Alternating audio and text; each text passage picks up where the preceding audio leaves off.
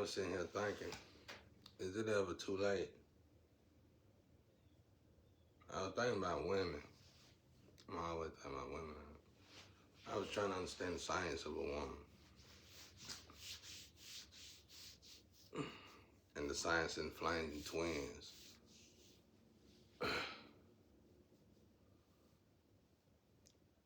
It's like somehow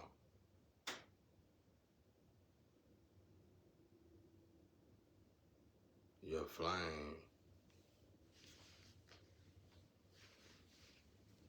if you was to meet them, you'll see how they benefit you, even though they ain't with you and stuff. And I think they know it. Somehow. You just don't feel that cheat and that typical, the way we feel, you don't feel that no more. That's over with. You don't feel nothing like that for some reason.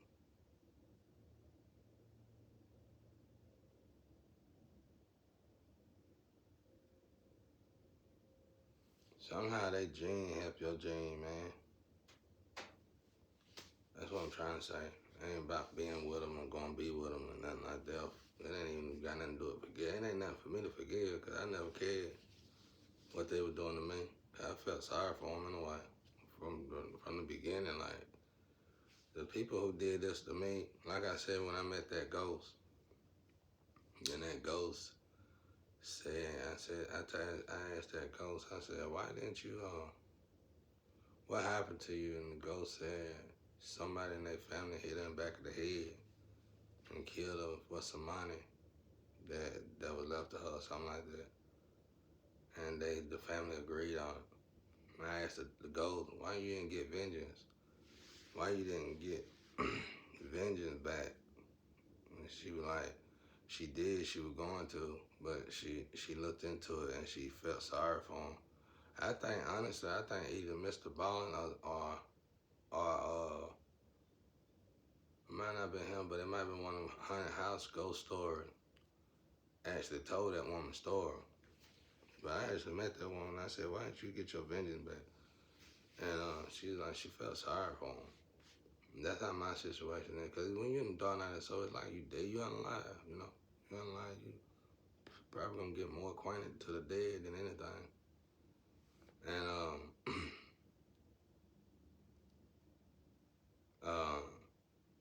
and it's like the stuff my family did, they went above and beyond to hurt themselves. So like, damn, was you scared to change? I always been a builder. I always been a builder. I always been somebody who pressed forward to do what's right with things. And the next level of elevation for myself would have elevated everybody. And it was like everybody was scared to change. Everybody did something to sabotage themselves. Thank you, Casper. Everybody did something to sabotage themselves. So it's like, in my case, it's like, so let's look at my guy, my father, guy. He said, stay right here. What could you inherit if you stay right here?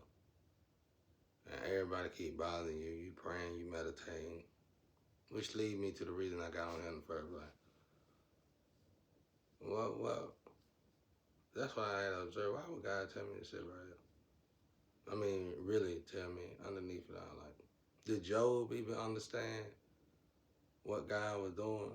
Did Job even understand the congruism, the spiritual realm? Was Job going? That's why I said it's a book missing out of Job, I'm sure.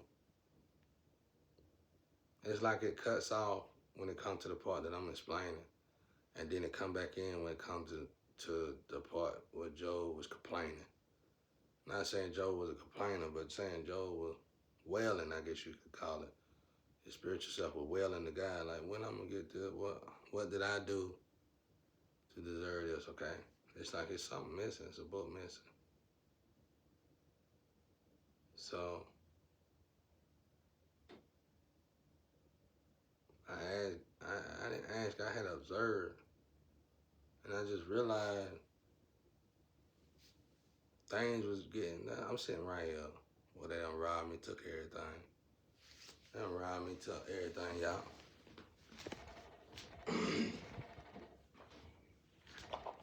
They robbed me and took everything.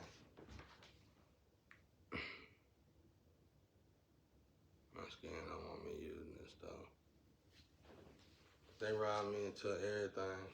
Yeah, I guess it don't matter.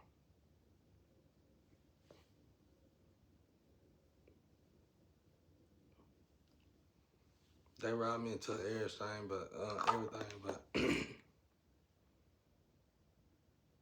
it was like, that's on the physical. Yeah, that's right, Casper. It's like, that's on the physical though. What's really going on? And now I'm starting to look at attackers like gatherers. I'm starting to look at these attackers like everybody, no matter who you is now. I'm like, everything God do for a reason, every moment, every second. I mean, God creates, God works hard all the time. God work, like to work, he create. He working what he like to do. Everything about us. The hair on our head like whiskers on a cat. Hair on our eyebrow like whisker on a cat. Hair on our chin. Hair in our ears. The eyes, the physical eyes hold a significant power. You could turn your eye. I thought it was at 369, but that ain't it. But it was a good theory. But you could do something with your eyes, and your eyes can do stuff to things. Can make stuff do stuff. I didn't know that till, because when you meditate, and you in the empty, your eyes will go a certain way. Your eyes will look at your third eye, activate your third eye, basically. Everything is on us for a reason. And it's a way you can tap into that and activate your third ear. But you gotta be tapping in that third eye so much you barely even use your regular eye. That's how long I've been alone, man. I've been alone for a long time. It's like my boy Samson. When I read Samson, you read Samson. When you read Samson chapter 16, verse 10 through 15, you start to realize Samson always had women problems or something.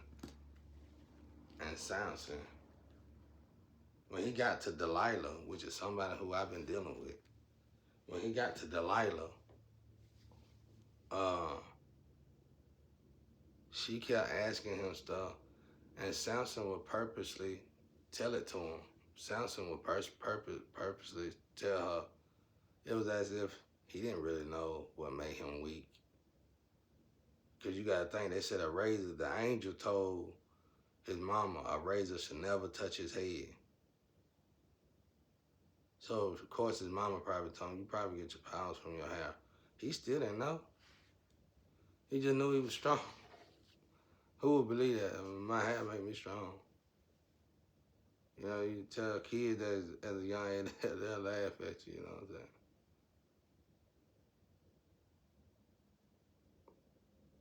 But he got to Delilah, you could tell he was having women problems. You could tell he was like, I'm so over this about my strength. It was just like my situation. Somebody working in the dark sending women to you, trying to find out information. He was in a bottle. Samson was in a bottle too. This been going on for a long time. Jesus was in a bottle.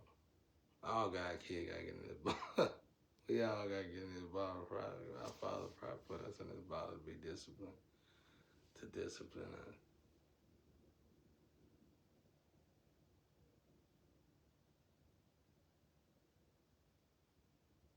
We all in a bottle. And I don't don't think we're supposed to be treated like this, though. Somebody found God kid. We're supposed to be trained, disciplined, you know. No, I like it. I get to chill with my father. But anyway, what was I saying? I was talking about the goat. It said it felt sorry. It's like the enemies are the gatherers. Cause I've been sitting right here, and you know, when I finally got out of the situation, I need my money, I need my child, I want this. When I finally completely and wholeheartedly let it go. Oh, I want love. It'd be good if I had this love. Ooh, it'd be good if I had step over here. You know what I'm saying? It'd be good if I had such over here.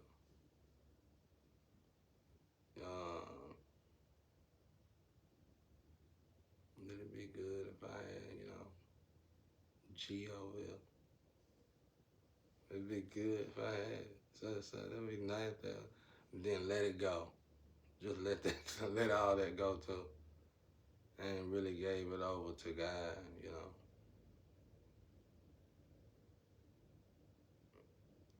And really pay attention to what's going on.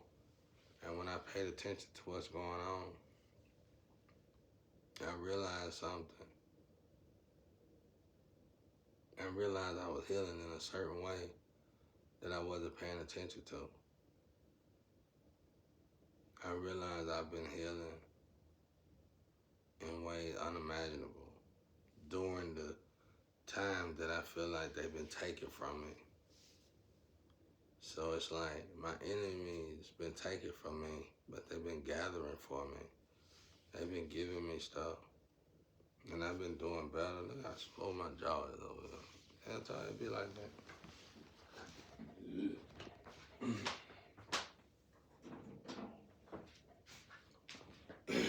You to the point where you feel like you want somebody in your life. You might not supposed to have nobody. You know, you guys child. You might supposed to be sitting here understanding. You know, whatever. Whatever that is, it'll come to when it's supposed to come. That part's that I ain't came yet. But just embracing the moment and being thankful for the moment and really paying attention to it. And it looked like everybody's gathering. It don't matter who did what to me. I could pick out something off of each one of them that's a part of me now. And that's growing inside of me. It's like, it's almost like your attacker love you.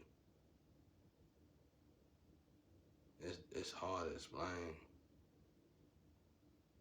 It's hard to explain.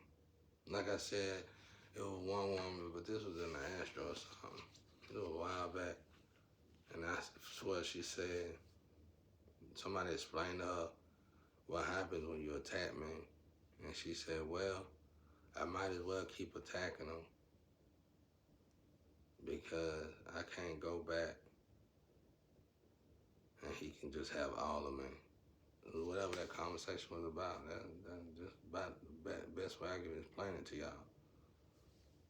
But I was sitting here asking, I was talking to a guy, I was like, I done met a lot of people and they've been in situations where these people had a lot of potential and they could have been great things in life, but they really ruined their body, they really ruined their cells, they really did themselves in.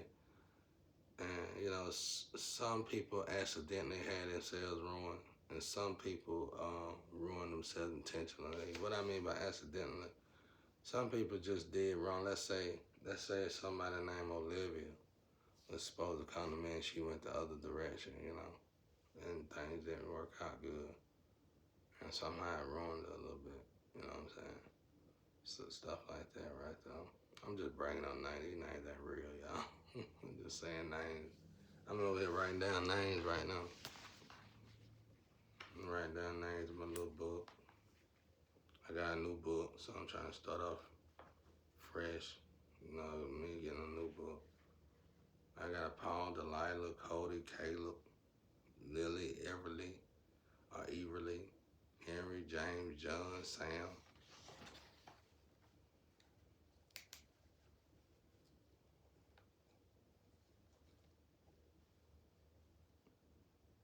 was writing down these names. The new lady, the new energy been straight though. I just didn't want them to come because they women. And no offense or nothing, I feel like women are weak when it comes to certain things. When it comes to certain men make a lot of women weak, bro. And I know of them kind of men, you know, and they in my family. And I just be like, stay away from my energy because you get thrown on the side of the wall like a wrecked car. Just throw you outside the wall like a wrecked car. You know what I'm saying? But anyway, so I was like, can anybody change? I say all that to say that, you know, the girl was like, I done had females tell me stories and be like, and now I'm sitting here looking, I'm going over the story that I done heard from certain people. And they done said, can anybody change? Can anybody change? Yeah. Is it too late to change? No, it ain't never too late to change. Really, it's like for me, the worse you are, the better it is for you to change. You should change anytime. Never be scared to change. Change is good, but for me, the worst condition you in, situation you in, that's the best time to change because you challenge yourself. You gonna change. You might still. Let's say you on the deathbed. That's why you saying you don't want to change. That's why you should change. Cause I had to come to that realization back in my day. Cause I felt like if I changed, I'm gonna die and get killed or something. I was like, I gotta face this because maybe I will die, but at least I die for God. At least I die on God's side. So if I'm changing to get right with God. I ain't changing to get right with a lover. I'm not changing to get right for Steph and G now. I'm not I'm not changing to get right for nobody else. I'm changing to get right for God. If I could change to get right for God, then I should be, I can love myself the right way, because I'm loving God the right way. And anybody else should accept me because God done accepted me. God approve of me. As long as God approve of me, I'm not changing to get right for nobody else. So, yeah, of course, I'm changing to get right for God, man. So from what I learned in my experience in going down that road, is that I got cocky, if anything. I realized the awesome power of God early. And then I realized the protection of God early. Then I realized the security of God early. And then I realized how much God really loved us. And then I realized death ain't so bad. You know what I'm saying? Then it's like I started healing. Things started healing on me when I got out of that. It's like I didn't know that me thinking so negative was killing me, really. So it was like a lot of stuff just naturally started healing on me. See, somebody could have told me I had cancer, tumors, and all that. At that point in my life, it still didn't stop me from wanting to change my life. I came to the conclusion and the realization that if I'm gonna die, at least I can die in peace on God's side. Yeah, I might go through all this healing. Yeah, I might have to go through this. Yeah, I might have to do that. Yeah, I might have to do a lot of stuff I don't want to do, and I'm already sick. And I feel like the drugs is helping me through the illnesses. But I had to fight through that. I fought through that. And I'm glad I did it as a youthful age. What I mean by that is that it don't matter how sick and ill you is. If you under 40 years old, your body is still able to recover from a lot. You just got to apply yourself. And then I just realized it was like Jesus when I supposed to read a lot of other books, but I keep reading that Bible because it's like, I done read this Bible my whole life, and it's like it's still something new in it. And that's amazing.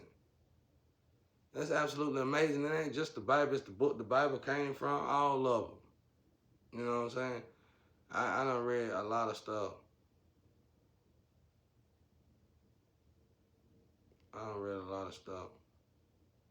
Some of it got me in trouble, but I don't read a lot of stuff. But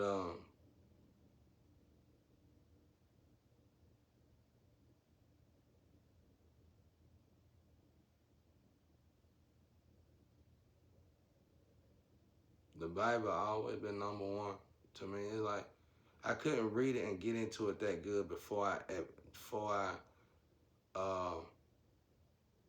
started searching for God diligently.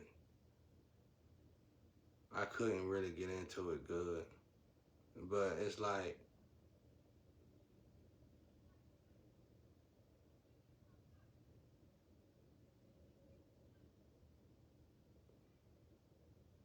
it's like now it's always something new and it's power throughout the whole thing. It shows you how to get through everything. But anyway, like I was saying, you young and you got issues, that Bible is the best thing. It's the best way. Loving God is the best way. It's like in the Bible with Jesus say, he kept saying the key thing that Jesus kept saying when Jesus would heal somebody, he kept saying that, I don't know if he said to everybody, but he kept saying, go and don't do, basically saying, go back to your normal life, but don't do this again. Don't do that again. Go and don't do what been doing this to you again. So I had to start getting that, man. I started getting that. I was like, wait a minute, this is basically what he's saying. Let me heal myself and not go back to the people who was contaminating me. Let's say I caught an STD from somebody, or I caught an STD from a group of people that's got the same STD. Well, let me leave from that group of people and heal, and let me heal from this STD, and that's exactly what happened. All right, let's say I caught cancer from a group of people who was putting stuff in my food. This is at a young age, in my 20s or 30s or something. You know what I'm saying? And something you shouldn't be catching this kind of stuff. 28 years old. Okay, let me go over here. I'm catching cancer. I'm throwing up blood and stuff. Oh, I'm finna die. I'm ready to die. I'm on drugs, drinking, all that. All right, heal. Go heal with God. I went to heal with God. I had to leave I talked to God about it. Okay, you gotta leave the drinking alone. You gotta leave the drugs alone. And then people probably killing you. They probably feeding you glass. You know what I'm saying? They got it. Tell me. I'm just saying. All right. Next thing you know, I stopped dealing with these people and I stopped doing the drugs and the drinking and all that, and I stopped throwing up blood. Was it the drugs and the drinking got me throwing up blood? Hell no.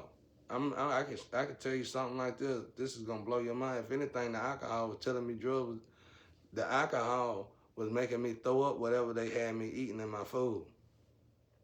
So I could have easily programmed my mind to say I can drink though. But no, God told me to get rid of all of it because it was all poison to my body. I had to leave. I had to want to heal. And for me, it was very hard to want to heal when you had a life that you couldn't. Man, somebody destiny swapped me as a child. That's why I hated that dude messing when he said somebody else getting your bad. Let me tell y'all something out there.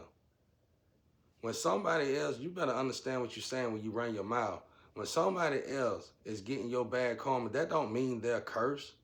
Who cursed them? That's like saying all bastard kids deserve to suffer. It don't work like that. Energy don't work like that. You witches and warlocks doing that. Who is destiny swapping with people? Who's swapping people energy up? God don't put nobody here to be tortured. I told you I've been suffering my whole life. Somebody destiny swapped with me my whole life. When they done wrong, I got accused for it. But I still look good, feel good, and I look younger than them, and I feel younger than them. And some of these people, I'm not even young. They younger than me, and I look younger than them, and I feel younger than them. So who really wrong? This is the fruit on my tree. Shit, I look good, feel good too. Even in my worst, feel better than you.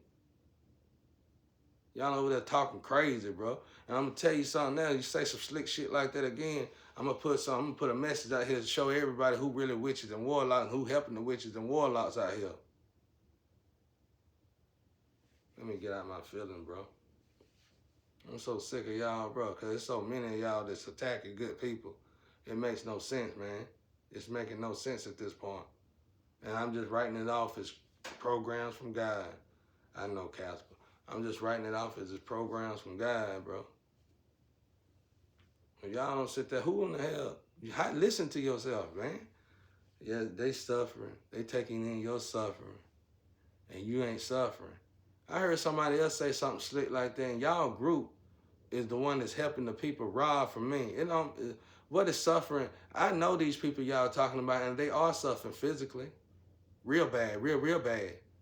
They probably got the money, they probably got the car, and they got the houses, but they suffering, they sick, they ill, they're not doing good in their minds, and they're not doing good with their weight, whether it's small or big, and then they got diabetes all over the place. There's all kind of stuff going wrong with them. So what are you talking about? The fruit on your tree is your health. It ain't got nothing to do with the devil, what the devil gonna give you and make you feel good about yourself. Quit thinking like some losers out there. That's why I'm so glad. Keep swapping my networks up, because whoever swapping my networks up, showing me it could be the flame. That's why I said she helped me just as much as she killing me, she helping me.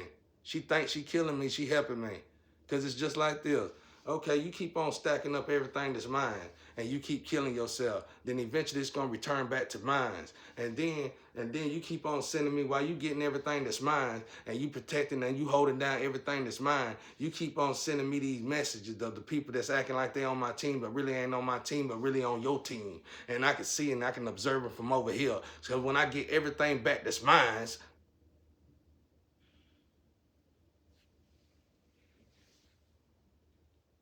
goofy ass, I'm finna clean all y'all up, bro. I don't care if it's 5 billion of y'all. I'm finna make y'all weed yourself out. Cause you talk too damn much. Oh, excuse me, I ain't got in my feelings. Oh, have mercy. Dear God, please forgive me. It's just I gotta get out of this situation, you know. But anyway, forgive me, Steph. Forgive me, God. I be giving you hell, though. But anyway, you should have been in my energy for so long. I was in my 3.5 years in a good way, though. We were helping each other. We were fighting with each other in the spirit. We were helping each other in the spiritual. Real good. And G was too. Shit, I appreciate that, y'all. Y'all might not even know about it. But we were fighting good in the spiritual. Real good. Real good. I was utilizing y'all real good. I actually got knocked to hell. And I saved my grandpa, Anubis. Reaper, whatever y'all want to call him. And he said, look at Maggie. And I said, I see G, Dad, I see your jacket, Dad. I said, I'm going to utilize this jacket, shop. She said, yeah, utilize my jacket. That said she was over everything. She helping. That said she over everything in the dark world. And she helping them climb this wall. I think I said this before. We can't let them climb that wall. You can't send these people. These people can't get to heaven. They ain't supposed to be in hell. They supposed to be in hell where they supposed to stay at. And she said, yeah, get like that. And then I landed in front of them. And she said, she turned into a baby. Just like how she hide around me here in the real world. She turned into a little bitty baby. She said, yeah, you can use my jacket. I used her jacket. And we got rid of all them people off the wall. And my grandpa started laughing. He said, they didn't know he was, even in the dark, he a king in the dark like he a king in the light. That's what he said. He a king in the dark. Then I left her, and then she cussed me out. I left her and went back to step jacket. She cussed me out real good. She cussed me out real good. But it wasn't like she was mad at that. It's just crazy. It's hard to explain it. Women love me. But anyway, that's what I want to say, y'all. But no, it ain't never too late to get close to God. It ain't never too late to get close to God. Never. It's like with the jackets, I can sleep with step jacket. I can sleep in peace with step jacket. It don't bother me. I can't sleep with a lot of jackets. It ain't because of what I'm doing wrong, what they doing wrong. It's because of who they might be. you know. And I might be getting attacked if I sleep or something, you know, because I ain't used to it yet or whatever. I sleep in peace with Shawty Jackie, though. Feel like she be praying for me or something. And probably a few other ones, but I ain't got comfortable over them. But anyway, I just named all my jackets. Now, these ain't, you ain't gotta look for these people. These people ain't real. It's just stories that I done put names on. So, but anyway, for my anime, somebody writing it. I heard one of y'all writing it, so you need to at least do right by me. But yeah, it's never too late to get close to God. Never. You should want, no matter how bad you are, no matter what kind of condition you are in, you should want to get close. Hell, that flame should want to get close to God. I know she going through it. You know what I'm saying? Because she rolled me closer than anybody, and I know my ancestors, and I know how they feel about me, and I know what they do to people for attacking me. And she rolled me harder than anybody, so I know she going through it. So, you know, anybody should want to get close to God no matter what. You know what I'm saying? Anybody. The worse your situation is, the worse you are, the more you should want to get close to God. And challenge yourself, because like I said, if you under 40 years old, it don't matter what you got. Your body can heal anything. It doesn't matter. I've seen so many people in my lifetime get told that they got this and got that, whether it's a STD or a severe illness that could possibly kill them. I can see it in their eye. They just lose the light. They give up. How you know that ain't a test from God? Testing your faith with God. How you know that ain't a test from God? Seeing where your heart at. You know, one thing I know about my father is that a real test don't really present itself until it really done broke you in half. You lost your security. You lost your divorce. You lost a child dying. Whatever. You dying. You got an illness that's killing you severely. You sick and ill every day. Let's make it harder than what's dark. It's something lower than that. Watch this. You sick and ill, and you utilizing a bad drug to get you through your illnesses. Ooh, that's a rough one. That's a rough one. And you gotta quit both of them to heal with God. You gotta have completely faith in God, because when you quit this drug that's helping you keep that illness numb, the pain gonna become that much more severe to you. The pain itself you can ring a bell in your body where your body hit so much pain, and I think a nerve will go off in your head into your somewhere down your body that'll try to it'll basically kill you, knocks you out. It's like that's that nerve that kills you basically. When you hit so much pain, I can't remember how it goes from here to your heart and somewhere else, and it hits you, and it's severe pain, and it kills you, and it'll go ahead and knock you out. You know what I'm saying? So you doing a drug to keep from feeling this severe pain, and you got to stop doing the drug, and you got to heal from the pain, and then you trying to actually live, and you got to have faith in God to heal from that kind of pain. Man, I'm telling you, it be like that though. And people do it though. I'm not the only one that done did this. I learned it from other people. So healing, it don't matter. The worstest time in your life, the worstest moment in your life, the worstest position that you could possibly be in, that's the best time to show God that you really a child of God and you love God. You know what I'm saying?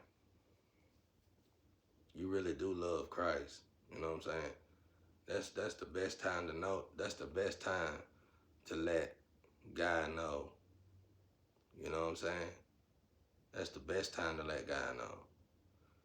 You put your faith in God. So you can never be so too bad that it's over. Never think like that. Never think like that. Never think that. Never think that at all. when you start thinking like that, it's time to put your faith in God. If you want to live, I mean, unless you want to just die. But I'm telling you, I'm gonna tell you like demons tell me all the time. Why go through hell your whole life, have to die and go to hell? But the way I am, the way I feel now, and the way my relationship I got with God, I'm good no matter where I go. But I'm planning, I'm planning on going to heaven though. I'm going to God. I want to go to God, but I'm just saying, I done did so much to elevate myself so much. If you try to manipulate me, cause I noticed that too. People try to manipulate you to go to hell, to go to hell. And that's something I didn't even know exists, but it exists. You can accidentally go to hell. That's amazing.